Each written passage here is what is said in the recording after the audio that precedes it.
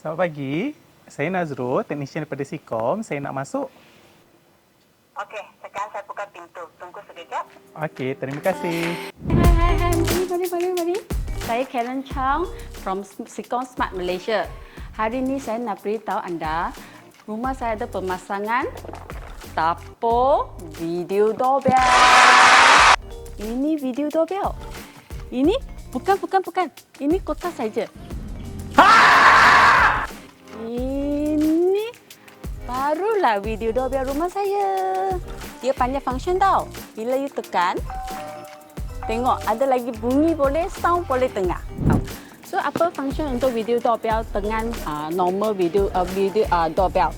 Actually video doorbell ini ialah kalau bila dia tak ada orang tekan, function dia exactly ialah macam kamera. Dia ialah 5 megapixels, full color, lepas itu ialah rechargeable punya. Dia punya bateri boleh tahan 180 hari. That means ialah 6 bulan baru charge sekali. Dia akan dapat notification. Kenapa saya guna ini? Ini actually ialah boleh untuk keselamatan macam kita stay in landed. So di luar normally kita jarang pasang CCTV. Normally pasang ialah di dalam.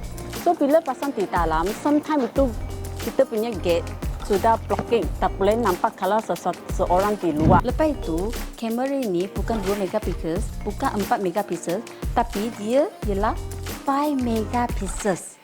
Karen ada buat motion detection setting.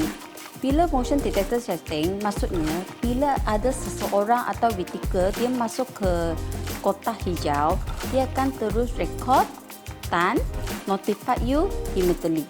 Tak ada delay. Mari. Yes. Inilah Karen cakap, ini ialah hub. Hub ini install di dalam rumah. Hub ini function ialah dia ada built-in sound. Lepas itu dia ada boleh letak itu SD card. So bila kalau you cakap nanti pencuri dia curi saya punya doorbell macam mana? Jangan risau.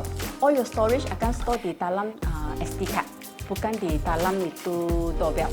So don't worry about your storage. Okay?